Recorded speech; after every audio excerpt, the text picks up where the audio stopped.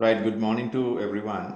I will start my lecture with regards to service marketing. Lecture 8, I have allocated 2 hours for this. This is about managing demand and capacity of service, right? Okay. So, what is demand? Demand, demand is something that when when you have a need or a want, you need something to fulfill that.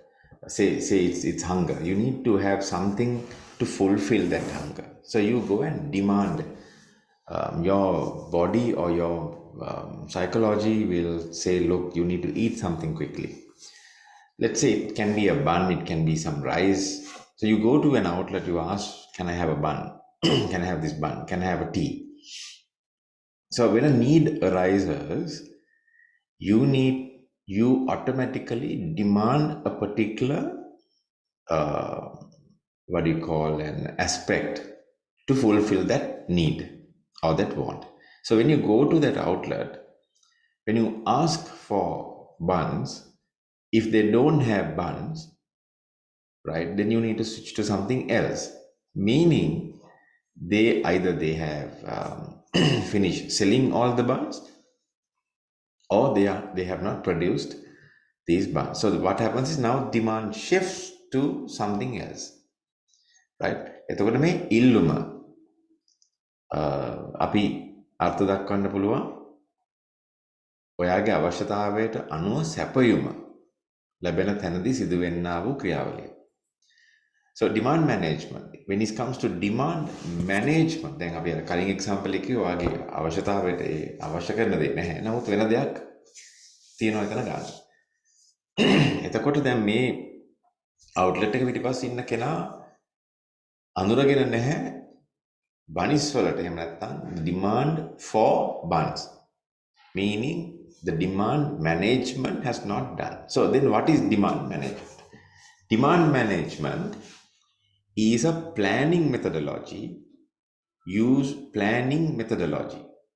Demand management is a planning methodology, right? It's a kind of a method that you use to plan.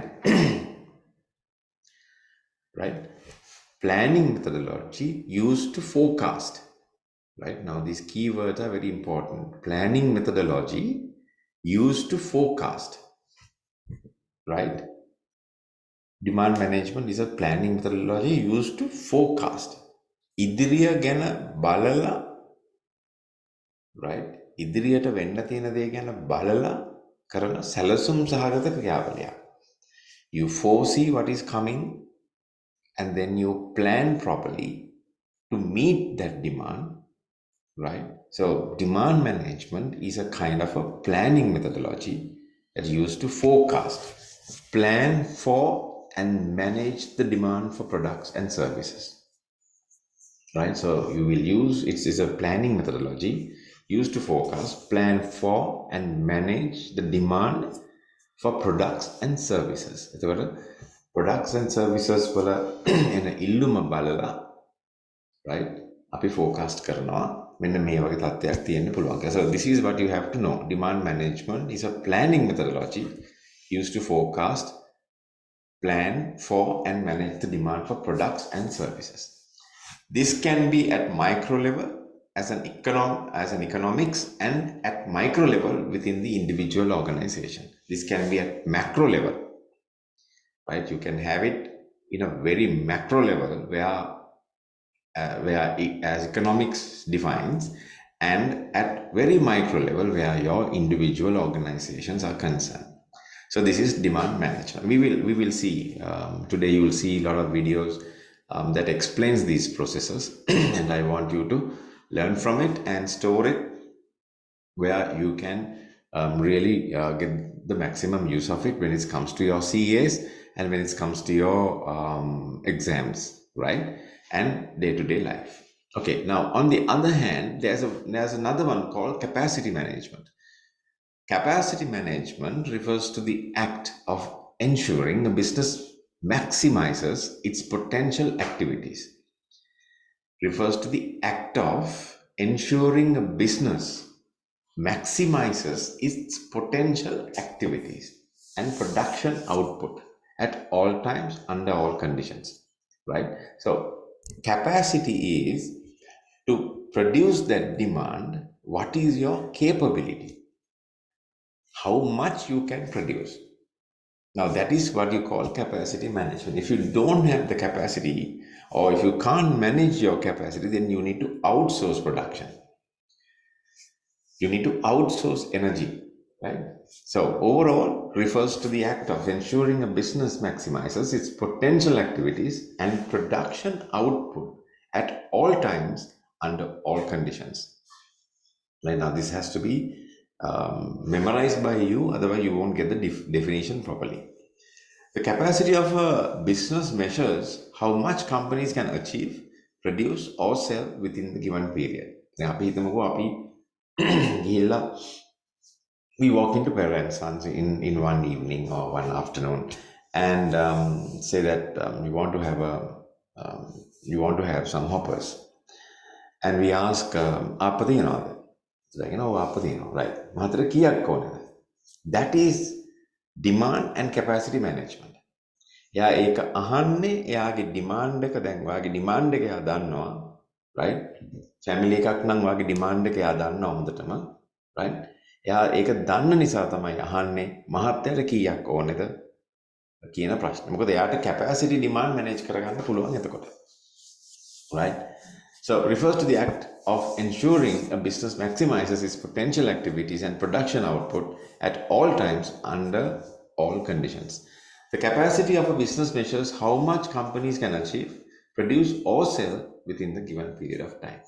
Then when you ask when you ask whether you have hoppers, then they say, okay, yes, how much you want? Then you will say, okay, I'm with my family, I need about at least 10. Then they say, okay, fine, we can give you. Can I have some egg hoppers as well? Right. When you say that, right, they quickly refer to the chef and ask, can you produce two, egg hoppers? Then the chef gives a thumbs up, meaning that he can manage demand and capacity is also there. So capacity comes in terms of raw materials. Capacity comes in terms of individual potential. So we'll see how it goes, right? So let's watch this video. Let's watch this video today and see how it goes.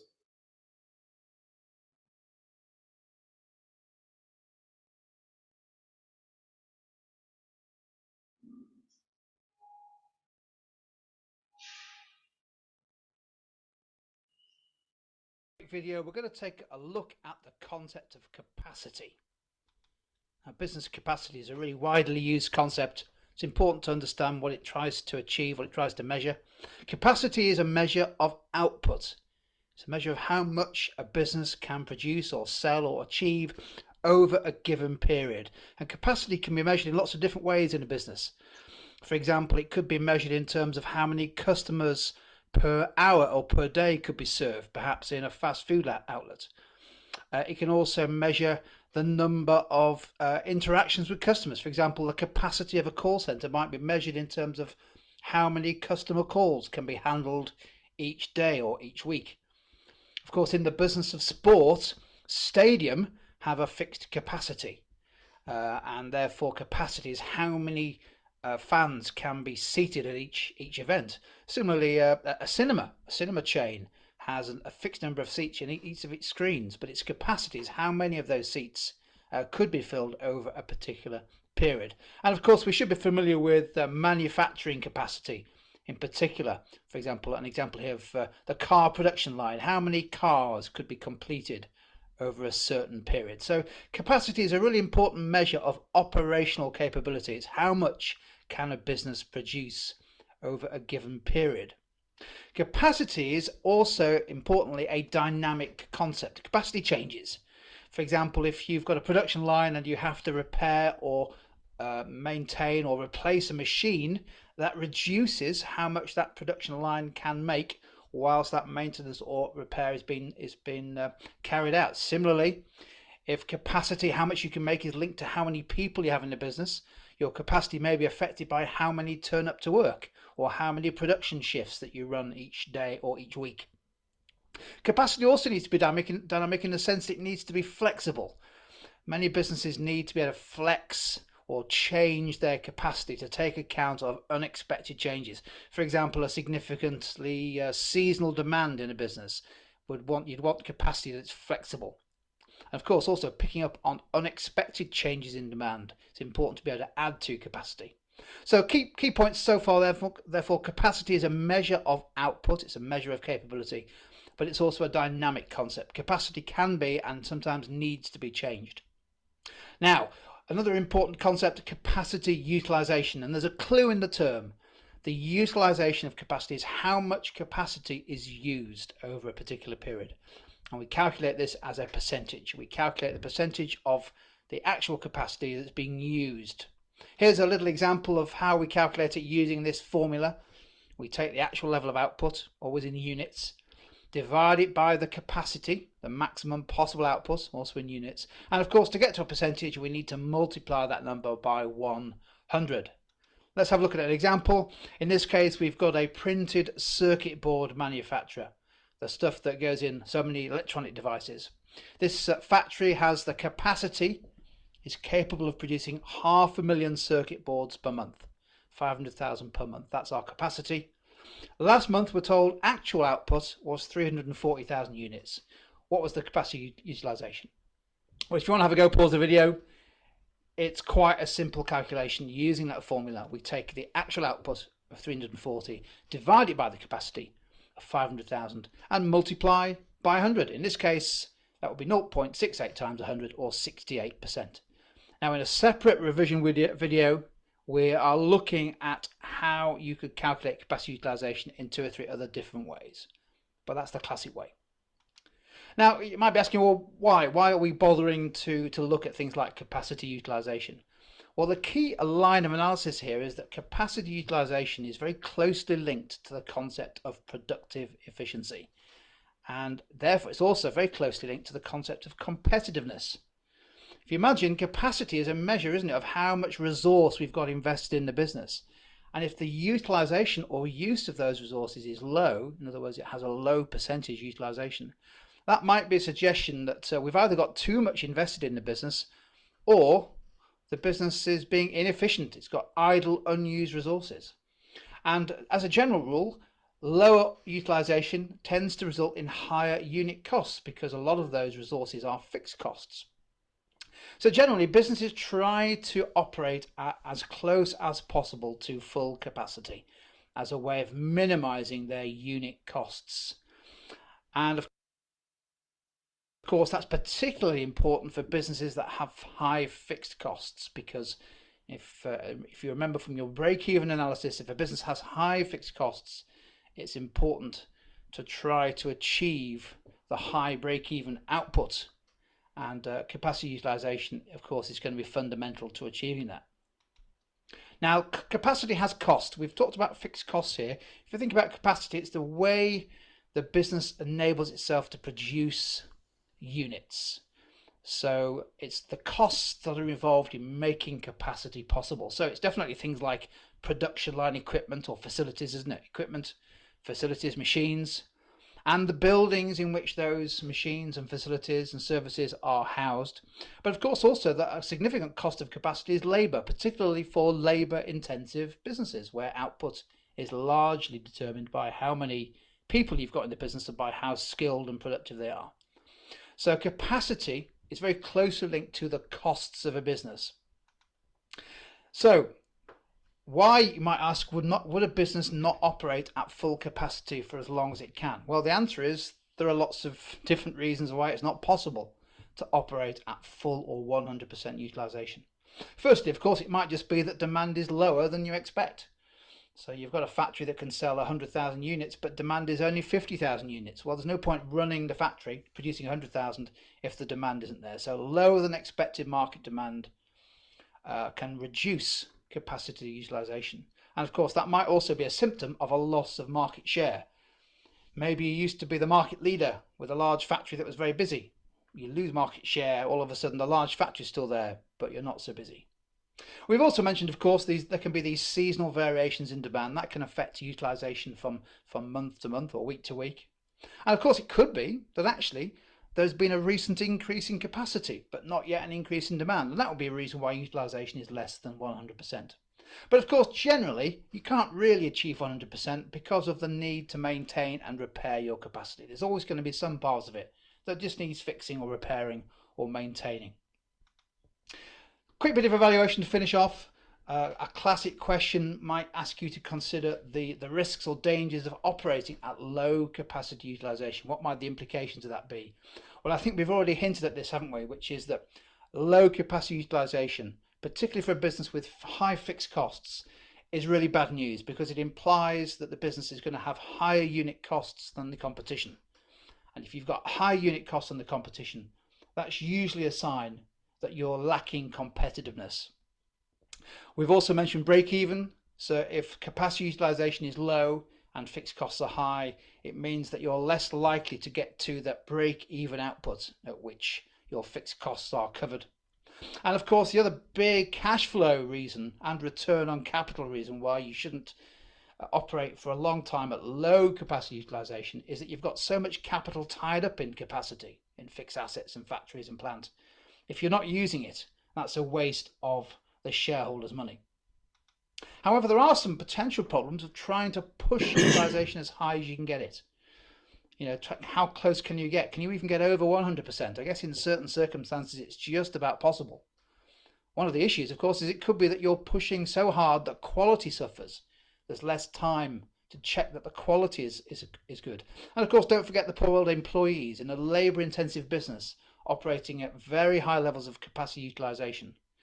There's a risk of overworked employees, increased stress, which of course over time can become pretty demotivating and demoralizing.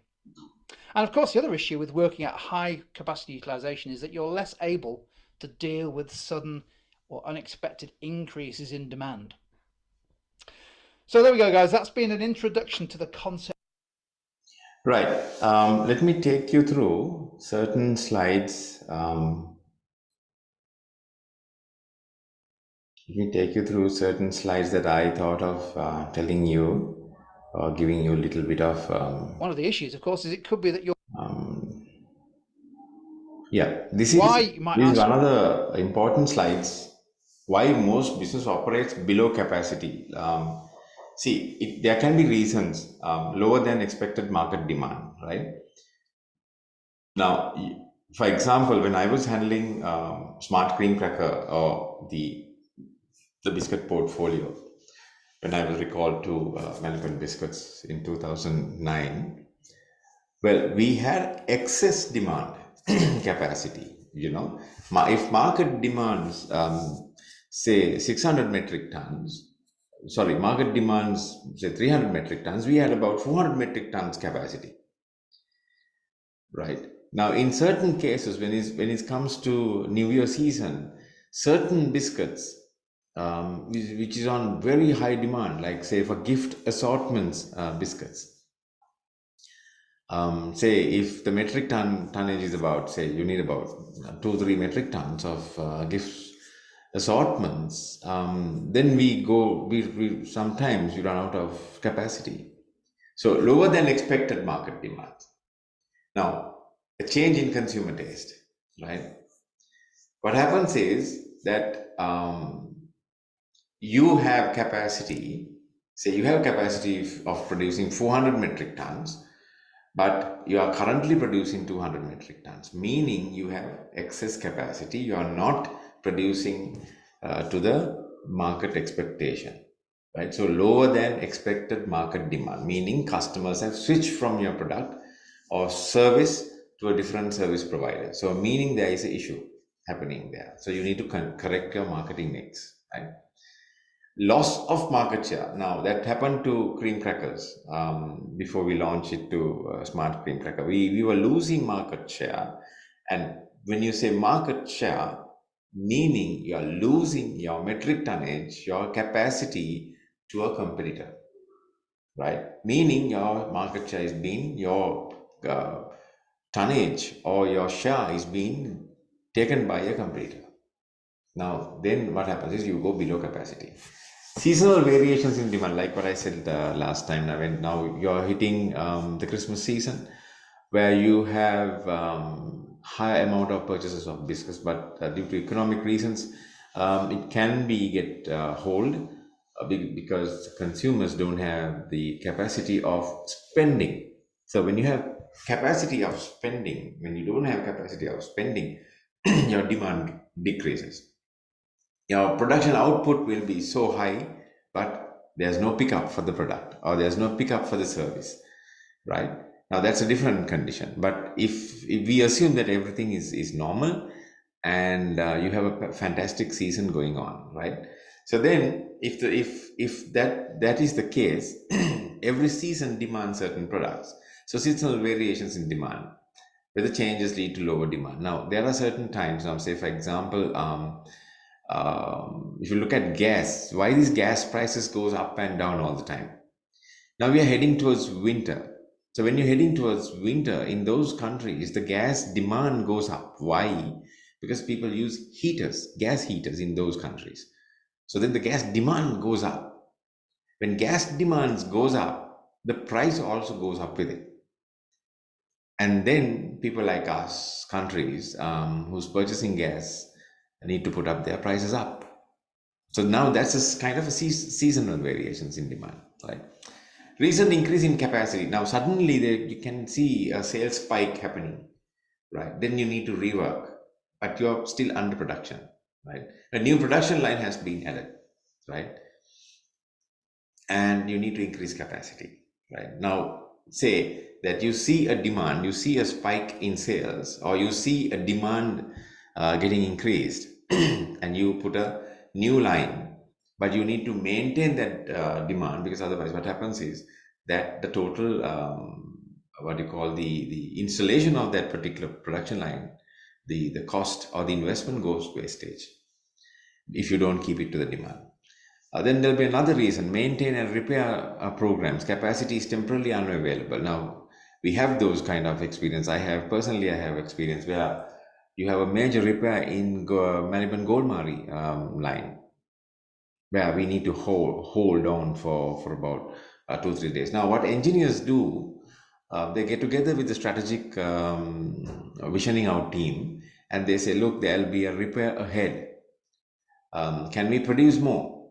Now, because of that, yes, you can get away a little bit when you have that production being produced, seeing that there'll be a repair coming on, right? So that is one way of mitigating the issue. So this is one particular slide that I need to show you, which is of great importance. And also this particular formula, I used to do this a lot, because actual level of output and maximum possible output in divided by maximum possible output and into 100. So that will get the percentage of capacity utilization. For example, he mentioned it very clearly as to how it can be done. See, actual output is about 340,000 units, but the potential or the capacity is 50,000 units. So just like what I faced, we have a machine that can produce say 600 metric tons, but the demand is about 300. So that's about 50% of the utilization of that particular machine or that particular line. So this is how you calculate the capacity utilization. I mean, even any business you do or any production output, this is basically a mathematical term or mathematical method of seeing what was the capacity utilization, that you need to be very thorough when you into the production. That's why you will be taught on supply chain management, on HR, because there are capacity issues and production issues. Right. So we'll get on with the next slide that I have for you. Right. Yeah. So let's watch this video because there'll be a case study on Vistara, and we'll come back.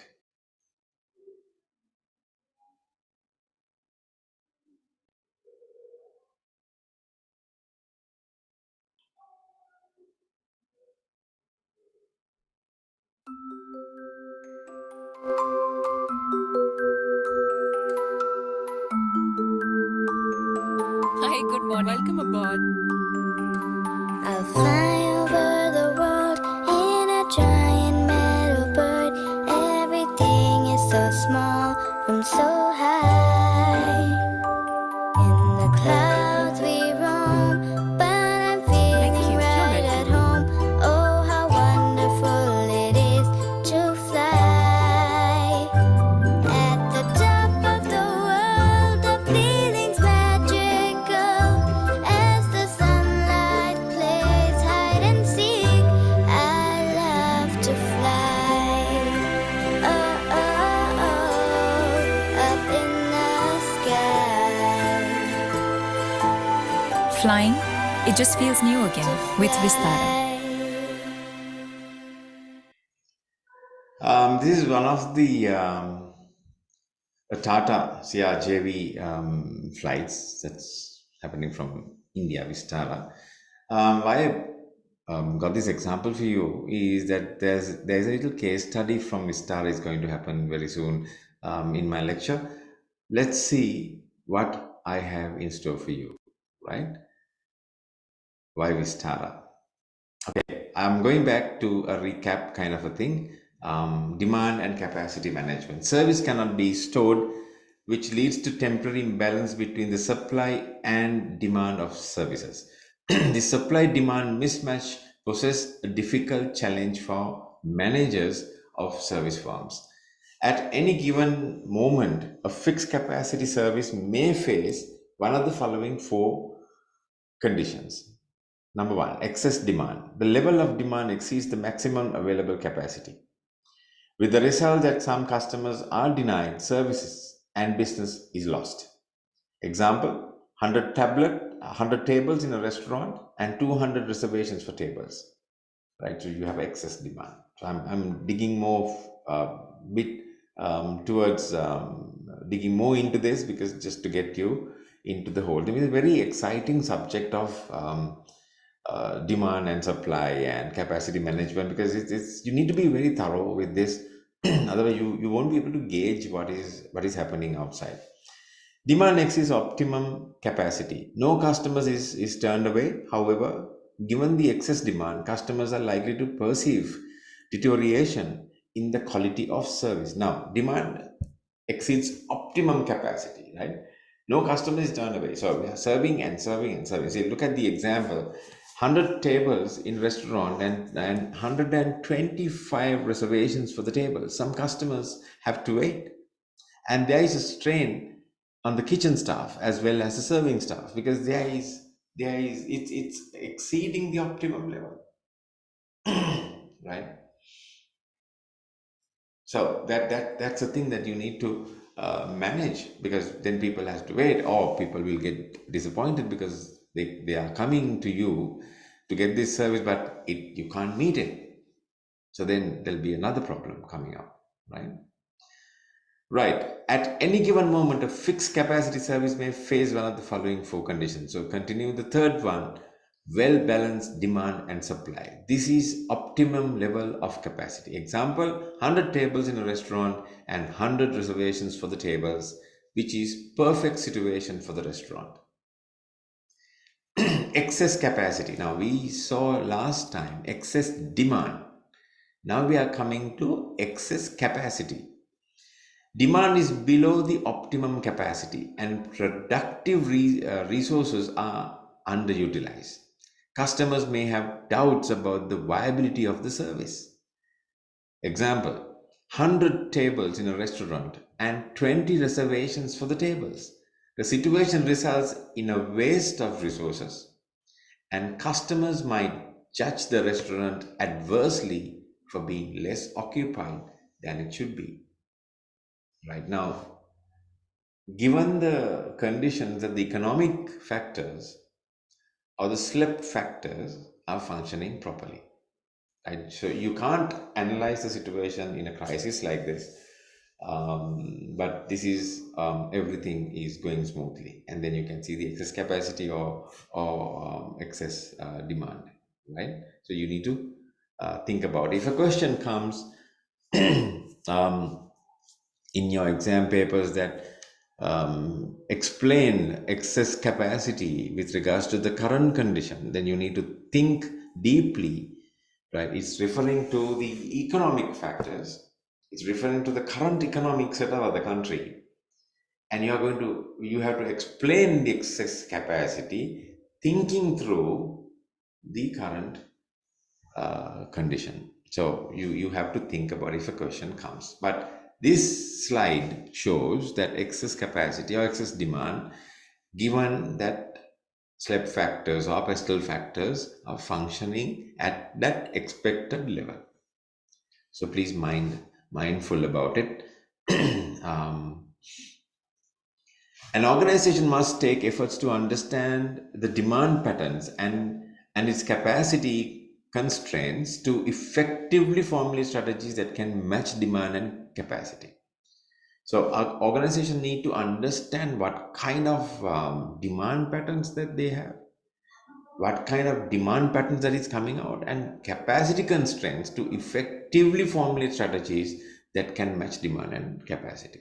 There are two ways an organization can deal with the demand and supply mismatch: increase or decrease the capacity to match demand fluctuations, basically manage supply. The second way is very simple: shift the demand to meet the capacity, manage demand. So either you manage supply or you manage demand.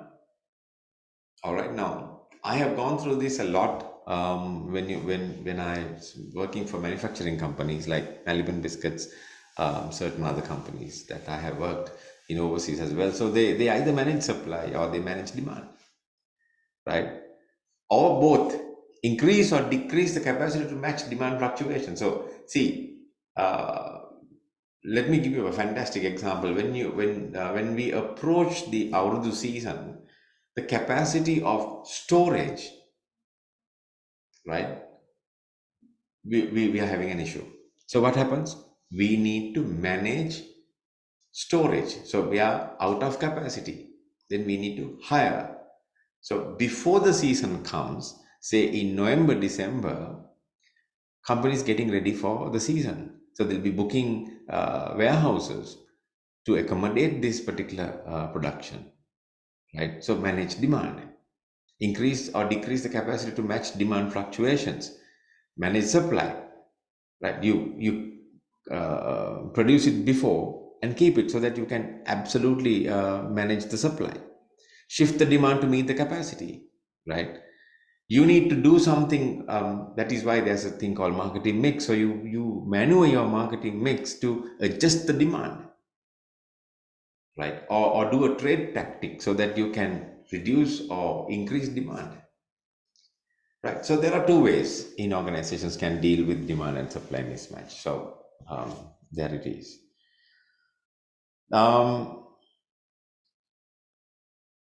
Right.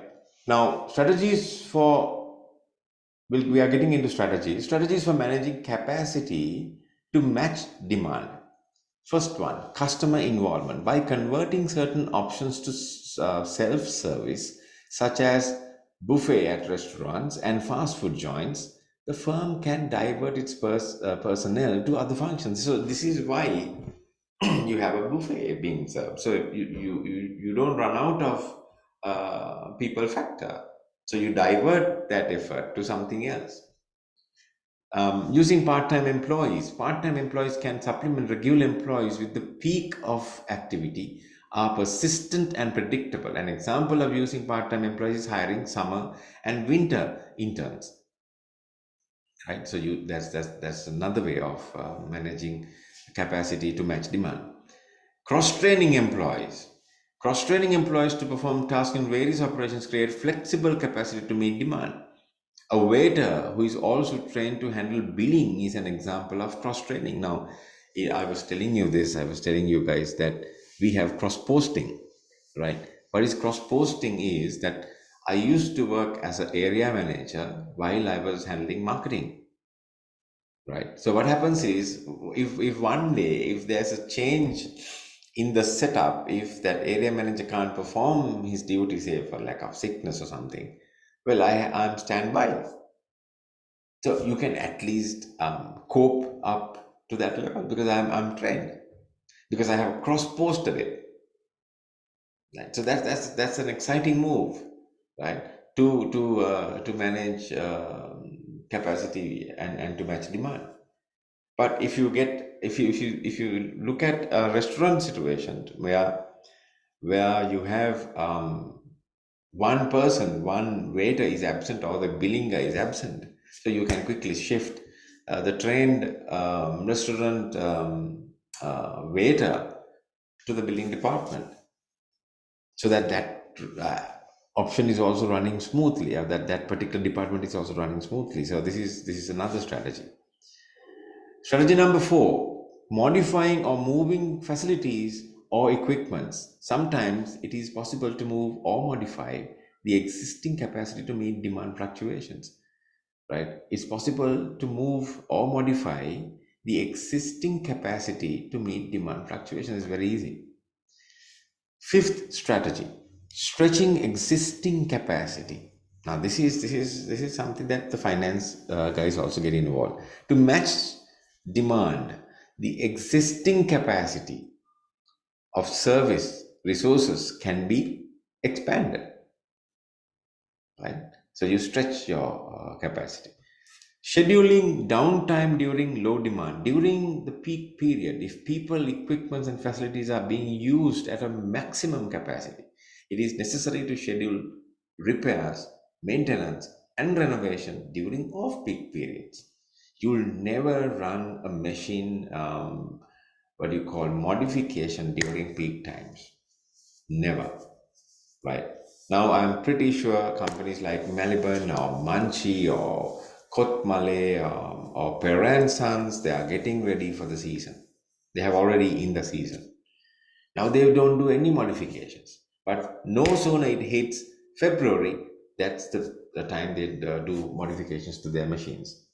And then they get ready for the April season. Scheduling downtime during low demand. Strategies for managing demand to match capacity. Okay, there are other ways to do this. Partitioning the demand. The demand for service can be grouped and in random arrivals and planned arrivals. Thus, partitions can be created to level demand. Varying the service offering. The nature of the service offering can be changed according to the season of the year, days of the week. I was explaining it to you that. Developing complementary services. Complementary services can be offered to occupy waiting customers. අපිට පුළුවන් complimentary service එකක් දාලා customer ගේ waiting time එක අඩු කරන්න. Right? Complementary services can be offered to occupy waiting customers. Strategies for manage demand to match capacity. Now, earlier what we learned was strategies for managing capacity to match demand, right? Strategies for managing capacity to match demand. So you have 6 strategies I have taught you. Now we are looking at strategies for managing demand to match the capacity. So the first one is partitioning the demand. Second one is varying the service offering. Third is developing complementary services. So you have 3. Now we will go into fourth one. Promoting off-peak demand. Off-peak demand should be promoted by offering discounts, special offers, etc. For example, Hyatt Goa provides special offers and discounts for June to September. So to level of capacity, right? You have excess capacity, okay, fine, you reduce it. And if you have stocks, give a trade offer, right? The fifth strategy of managing demand to match capacity, pricing incentives. Prices can be raised during peak periods and lowered during non-peak periods. Example, Pop Tates has happy hour during which customers are charged lower prices. That's why a lot of places, a lot of restaurants, pubs, or certain places where you have happy hour, right? That is managing demand to match capacity. Communicating with customers. Service firms must communicate with customers and let them know the peak demand period so that they can choose to use the services at alternative times and avoid crowding. That's mandatory. Modifying the timing and location of service delivery. Seventh strategy. Extending working hours and working on weekdays. Extending work hours and working on weekends can help meet excess demand. Now you can see within another 1 week time, you can see how the city is going to get crowded. I hope so, right? If that is the case, you have seen before, there are many people shopping around, and it's like a beehive, you know. So how can clothing outlets and all that, right, going to cope up with its capacity? So then we need to extend a little bit of working hours so that people can still shop in and get their needs and wants satisfied. It's very simple, guys. So you have 7 strategies of managing demand to match capacity, and I taught you 6 strategies of managing capacity to match demand. It's very interesting. Strategies when demand and capacity cannot be matched. Now that also has to be looked at. So what shall we do? Reservations and appointments, right? Waiting lines, triage or sorting, right? Emergencies first. Delaying service delivery. Now, if you look at this third one, right? Emergencies first. Go to Cargill's, Staple Street, or one of the biggest Cargill's outlets that you meet on your way, and see you will have a counter which says less than 5 items. In that way also you can ease the traffic, because those who have about 2-3 products that they bought to take home don't have to necessarily stand at a long queue. So they can come to the less than 5 counter and they can check out. Right, so these are tactics that the service organizations use to strategies when demand and capacity cannot be matched. Right. Apiko එකට යන්න Apiko Hyde Park එකට ගිහිල්ලා බලන්න තව සති 3කින් 4කින් විතර. The first week of December, you will see that Apiko Hyde Park is full with customers. You can have a chat with one of those managers there. I used to do that. I did it yesterday also. I asked how's the season started for you all. You can get a lot of details from them. You can say, මේ දවස්වල සෑහෙන මේ drop එකක් තියෙනවා. ලොකු drop එකක් තියෙනවා. Right?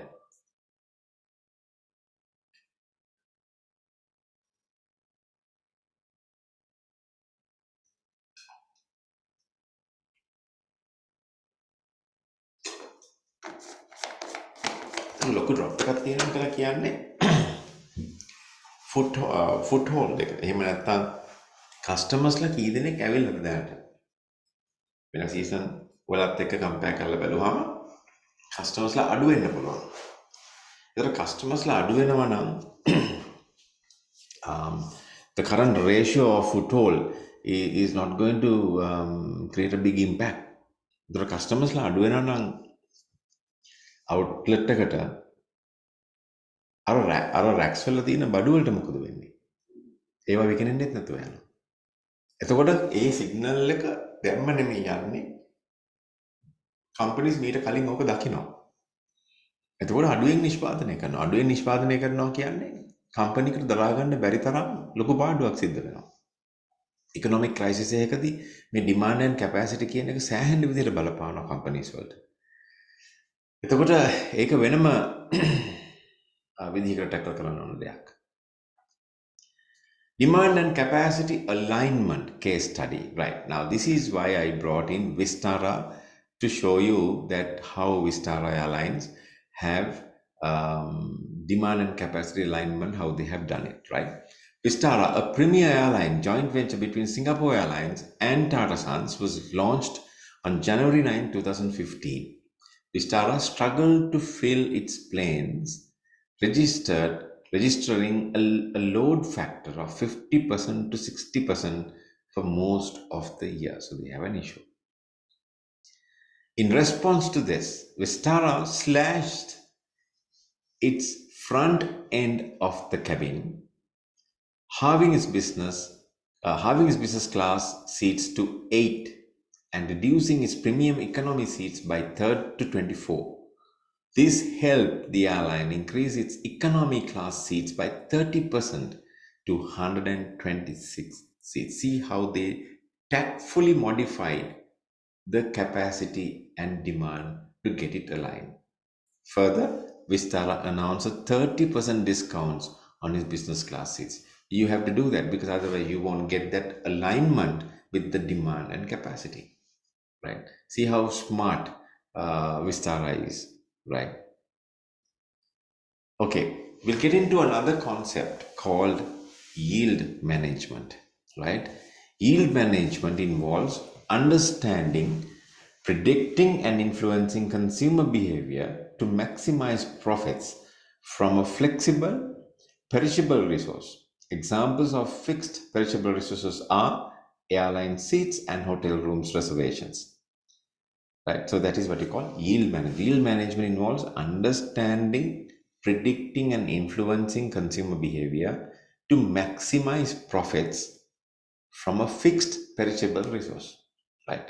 It can also be defined as the process of allotting the appropriate type of capacity to the right kind of customers at the right price to maximize revenue or yield. In the hotel industry, yield management allows hoteliers to calculate supply and demand and regulate their pricing strategies to maximize revenue. Now, this is what you call yield management. What is your yield? Yield management involves understanding, තේරුම් ගන්නවා, කොහොමද මේක ලැබුණේ, predicting and influencing consumer behavior to maximize profits from a fixed perishable resource. Features of yield management: maximize revenue from a given capacity at a point in time, helps manage demand and set prices for each segment, involves the use of rate fences with data segments that are willing to pay more from trading down to lower prices. So this is a very interesting topic with regards to yield management. Examples of yield management. Okay, let's see. In September 2015, Indigo Airlines selected ARM as its new revenue management system.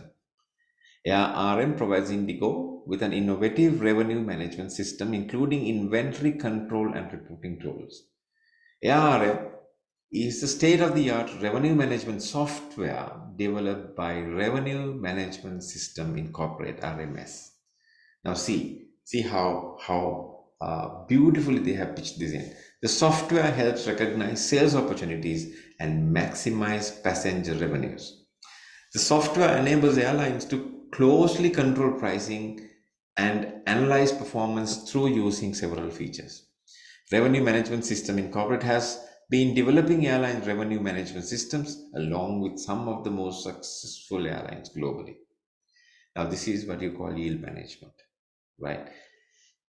We can recheck, right? We can see what is this yield management all about. Just give me a minute. I'll show you another interesting thing. Just give me a minute. Okay. Yeah. Let me see.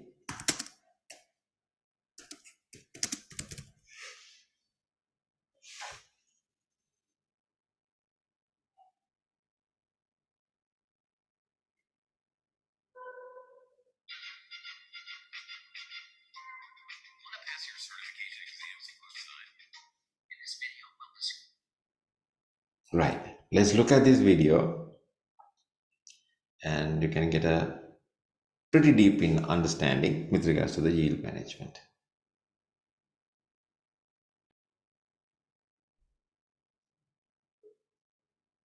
Discuss and introduce yield management, a key component and relatively new feature of ResNexus. Companies who effectively implement yield management strategies report an increase in revenue of 3 to 11% and higher. In many industries, this doubles their profit. How can you use yield management to increase your revenue? We'll talk about that in just a minute. But first, let's discuss yield. Yield is your income minus expenses or your profit margin. For example, if you're spending the same amount. This is what I was talking about. What you have got by deducting your expenses. So income minus expenses is your yield or your profit margin.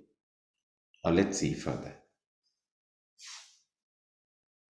And bringing in more money on a per customer basis, this would cause an increase in your yield. Since yield management relies so much on the interaction between supply and demand, let's take a quick look at these two laws. Let's discuss the law of demand. It works like this.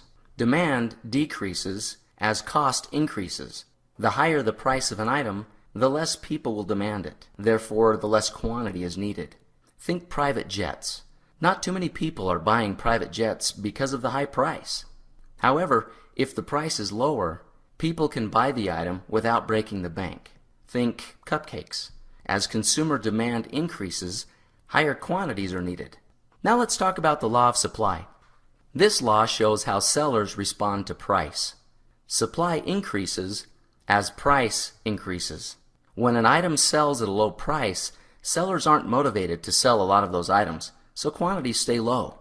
If the price of an item is high and people are in the mode of buying that item, sellers want to supply that item to earn more money, so they produce higher quantities. A great example of this is smartphones. During their initial production, quantities of smartphones were limited because sellers didn't know how the market would respond to the price. Quantities quickly increased once sellers realized the market would support the higher prices. For customers, when goods get expensive, demand drops.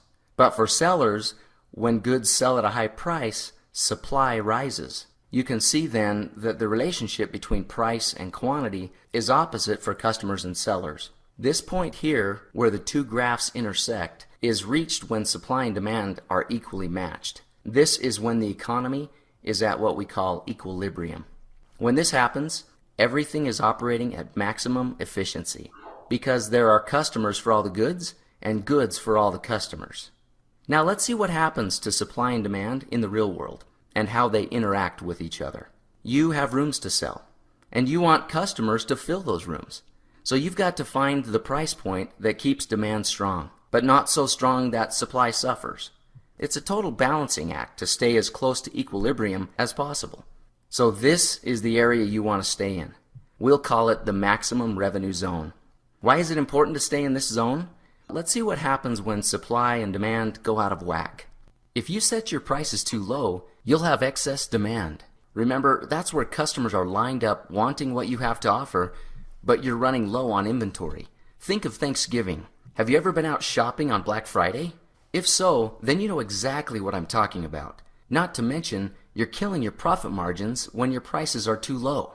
On the flip side, if you set your prices too high, you'll definitely have inventory available, but your customers are nowhere to be found. It's kind of like being at the movies when you dread spending that $15 on popcorn and a drink. When you're not in balance, you're either overcharging or undercharging. So your ability to vary your price plays a very powerful role in managing your business's supply and demand. This is yield management. It's being in the zone of supply and demand.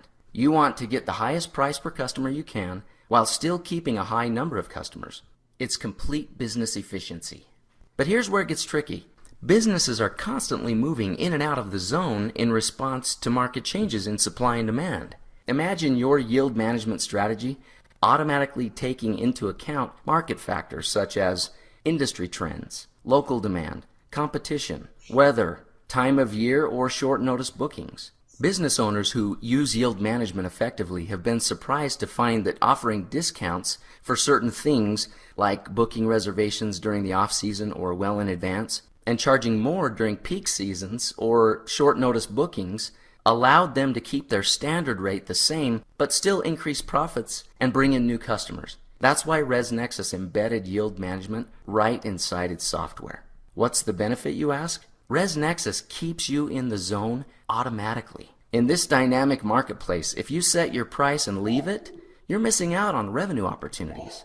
Yield management with ResNexus is controlling your inventory, helping you sell it at the right time to the right customer at just the right price. Supply and demand can be a tough principle to comprehend. It might take rewatching this video a couple of times to really understand it, so we invite you to do that. We'd like to thank you for taking a few minutes to become more acquainted with yield management. Please. Now, if you look at this carefully, you will see the entire 4Ps in operation in marketing management. Right? And when it comes to service management, yield management is absolutely key of managing supply and demand. You learned this yield management when you were studying commerce at school level. So this is nothing new. But you need to have this concept going, where to squeeze it and where to adjust the demand and the shift of demand and supply curves. Right? Then you can get that right yield coming into your work. Right? So what is yield? As I explained before, income minus expenditure is yield, or your profit margin. Right? And that you need to manage. That is what this lecture is all about, right?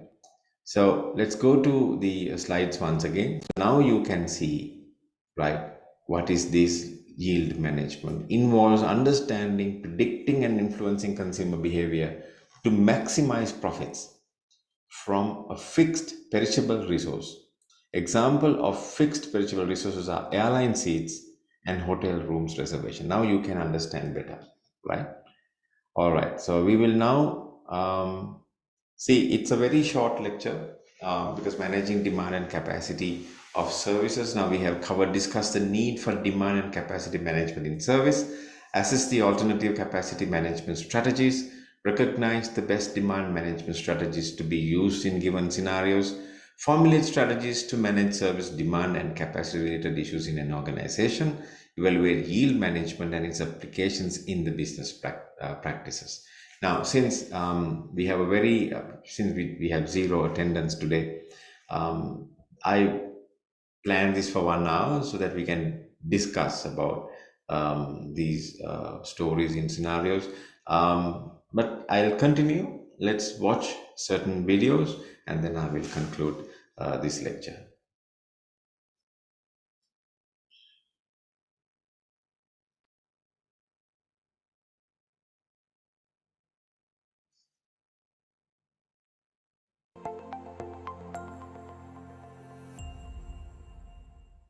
Hello everyone and welcome back to Digit.com, a platform where we make life simple for management students worldwide.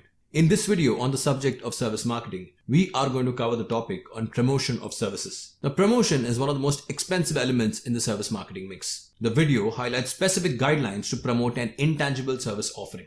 Additionally, the tools of promotion have also been covered in the video along with the examples of KFC and Google. So let's start with the introduction on promotion of services. One of the key elements of the marketing mix is promotion, which is used for the purpose of encouraging sales and conveys to the customer the position of the service. Promotion enables service firms to connect their brands to different people, places, events, brands, experience, feelings, and things. Moving on to some guidelines for service communication. First, provide clues to tangibilize the service offer. Though services are intangible, they still have tangible components. The customers generally use these as substitute to evaluate various service alternatives. The tangible clues reduce the risk and eliminate the uncertainties associated with a service not known to a customer. Next, make the service easy to understand. Due to the intangible nature of the services, it is generally difficult to comprehend with what exactly constitutes the offer of a service firm. The service provider has to use tangible evidence so that the prospective customer may comprehend the offer in a better way. The best example in this case would be of Starbucks and their famous white cup. Number 3. Promising what is possible. Service may be difficult to grasp mentally because of their intangibility. Tangible attributes of the service can be used to help better understand the service offered. Example, credit cards. Service firms should deliver on their promises. If a promise such as a fast delivery cannot be consistently met, it should not be made at all. This works beautifully in case of pizza chains. Next, use word of mouth publicity. In professional services like doctors, lawyers, teachers, hairdressers, schools, colleges, etc., word of mouth publicity that have already experienced service holds weightage in attracting prospective customers. Number 5. Maintain communications continuity. It is imperative to maintain continuity in communication for achieving differentiation and to portray a unifying and consistent theme over a period of time. Continuous advertising and publicity will enable the customer to get strongly attached to the theme. In this case, Instagram works wonders for the brand. Moving on to the various tools used in service promotion. Now, these are similar to general promotional tools, and they include, first, advertising, sales promotion, personal selling, word of mouth communication, public relation and publicity, sponsorship, and direct marketing. Let's take a quick stab at each one of them briefly, starting with advertising. Advertising is a paid form of non-personal presentation and promotion of ideas, goods, or services by an identified sponsor, as in you can identify who's advertising the service. Relevant and consistent advertising is of great importance in service marketing because advertising can build awareness of the service that may add to the customer's knowledge of the service. It can also be used to help persuade the customers to buy and differentiate the service from other service offerings. In service, the core product is intangible and therefore it is difficult to promote services. Moving on, advertising has a major role in helping deliver the desired positioning for the service. Therefore, service marketeers frequently choose tangible elements within the product for promotion. We therefore find most of the airlines promote the quality of the cuisine, the width and pitch of their seats, and the quality of their in-flight services, which are certain tangible elements. In the recent times, advertising of financial services, telecommunication services, and retailing has grown dramatically. There are a number of advantages of using advertising. First, effective communication to the target audience. Next, cost effectiveness. Third, mass communication. Next, support other elements of marketing mix and build a strong brand image. Now, in case and services, there are 7 P's. And finally, create awareness and stimulate demand. Moving on to the next tool in service promotion is sales promotion. Sales promotion is an activity intended to stimulate purchases by adding an incentive to the inherent feature of the product or service offered, inherent as in inbuilt. A number of activities can be undertaken which aim at providing incentives to encourage sales. Next, personal selling works wonders in the banking and the insurance segment. Personal selling means personally persuading or aiding a prospective customer in purchasing a product or service or accepting or acting on an idea. Personal selling is a powerful two-way form of communication that allows an interactive relation to be developed between the buyer and the seller.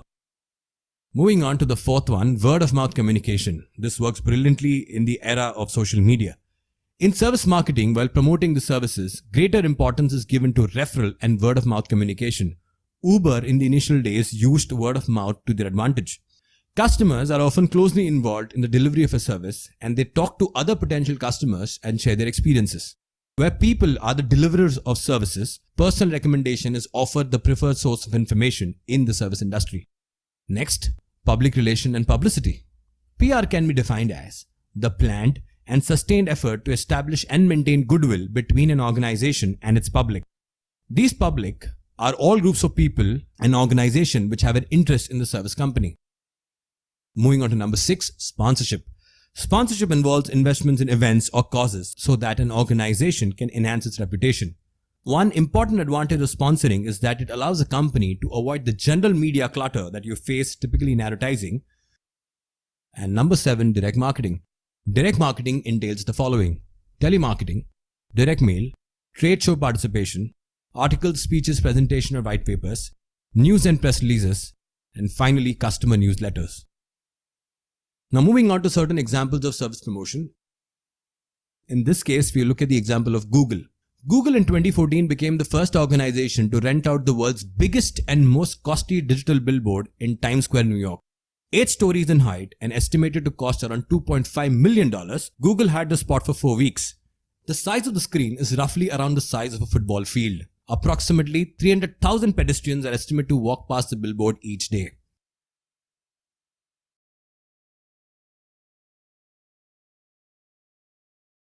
Example of Kentucky Fried Chicken. KFC, one of the most beloved fast food chains globally, ran out of chicken.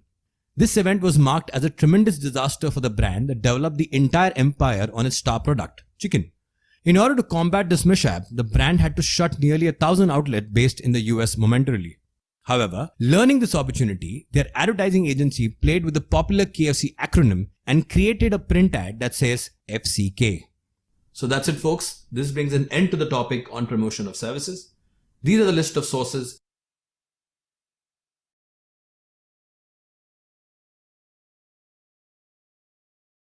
I'm going to cover the topic on place, which means how do you distribute a service. The video highlights the element of place in the gamut of service industry. Services don't follow the same distribution pattern as followed in tangible goods. This video covers the details of service location and the deliverer or service. The video also covers the examples of brands such as Singapore Airlines, Ritz-Carlton and Domino's Pizza in perfecting their service location game. So now let's start with how do you distribute services. How do you distribute services? Distribution is a process of transferring goods from the place of production to the place of consumption. In case of tangible goods, the distribution system involves the use of a network of intermediaries for distribution. In some cases, the goods are distributed directly. Now, in the case of services, they are inseparable from the service provider and can neither be stored nor transported, nor is their ownership or title passed along the channel line. Due to their peculiar characteristics of services, the placing of services should not be treated in the same line as that of tangible products.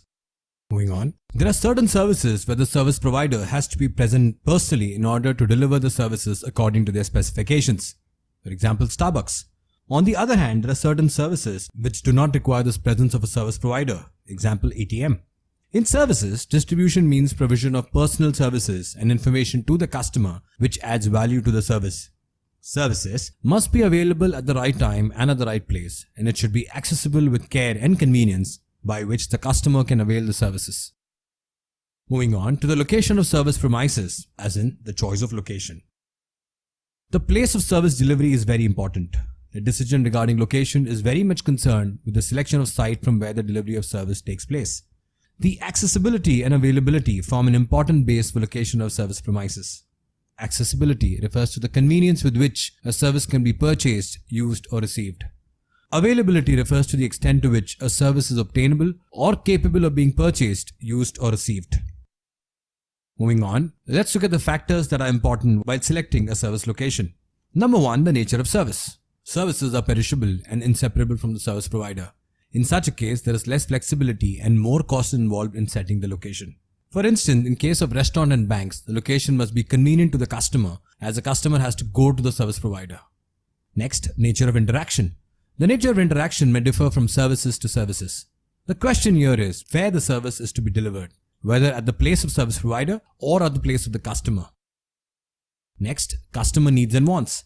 According to a market segment, the customer wants and needs may differ. There are customers who may rate convenience as a major criteria for service, while some others may want some special feature of the service and are willing to go to any location. Next, natural geographical location. There are certain services that do not have a choice of location. In case of holidays in the hill station or on beach, they are dependent on geographical locations rather than the convenience factor of both the customer and the firm. In these cases, these locations are predetermined and therefore the service provider must try and manage other elements of marketing in order to attract the customer.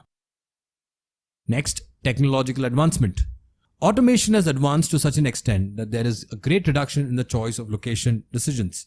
In case of banking services, with the introduction of the ATMs, it is possible to separate the service provider from the customer.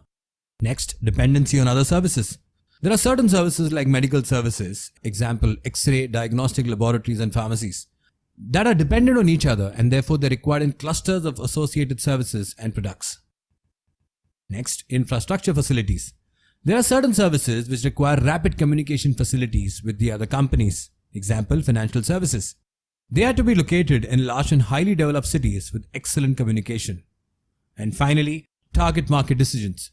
The location must be closer to the largest customer, taking into consideration the infrastructure facilities available to access to the location. It should be easier for the target market to reach the service outlet. Next, intermediaries for service distribution, in this case, the choice of channel. A service distribution channel refers to the sequence of intermediaries or middlemen involved in moving the service from the producer to the customer. The popularly used channels of distribution are, first, franchisees. Franchisees are service outlets licensed by a principal to deliver a unique service concept it has created or popularized. For example, McDonald's uses a lot of franchises all over the world. Next are agents and brokers. Agents and brokers are representatives who distribute and sell the service of one or more service suppliers. And finally, the one that is famous of all are the electronic channels. Electronic channel includes forms of service provision through television, telephone, interactive media, and computer. Many financial and information services are currently distributed to electronic media such as banking, bill payment, education, etc. Now moving on to some examples of place. The first one being Marriott International, set to launch luxurious Ritz-Carlton Reserve brand of Saudi Arabia. Marriott International has signed an agreement with the Red Sea Development Company to launch its luxurious Ritz-Carlton Reserve brand off the west coast of Saudi Arabia. Set to debut in 2023 as Najuma, a Ritz-Carlton Reserve is expected to be part of the highly anticipated Red Sea destination. Najuma will be located on a set of private islands which are part of the Red Sea's Blue Hole cluster of islands. Surrounded by natural beauty and designed to mix with the environment, the resort will feature 63 1 to 4 bedroom water and beach villas. Next, Singapore Airlines increases services to Australian cities. Singapore Airlines will increase its operation to 4 times to key Australian cities.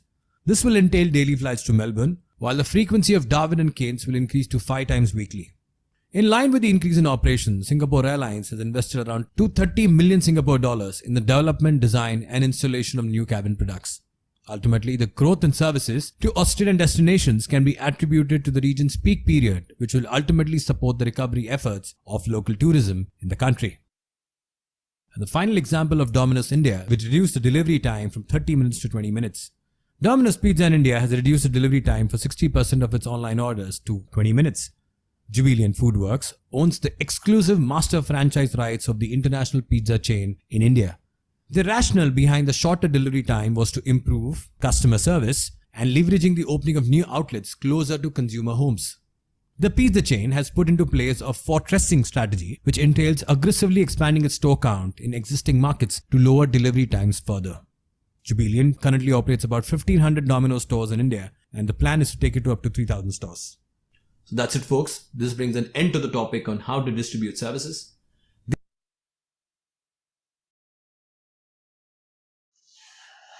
Right. So that's about it for today, and I have covered the sixth ILO in your service marketing agenda. We have more time. We have about, say, 45 minutes. We would have easily discussed the questions that comes from this, but I don't think that you all don't have any questions to ask. That's why you are absent. And congratulations, Pavani, on your new assignment. But others, well, you have to think about it, because when you face your final exams, you will face difficulties of getting to know these facts a bit deeply. So the discussion time, which is where that we need to discuss, and I will hope to have a lengthy discussion at when we meet on next Thursday with regards to managing demand and supply uh, issues that you have. So I'm hoping for that. And to end the whole lecture, discussion point: take a global service organizations on your own and evaluate demand and capacity management, and come prepared for a good discussion next Thursday at Trace City, Maradana, your city campus. Thank you very much.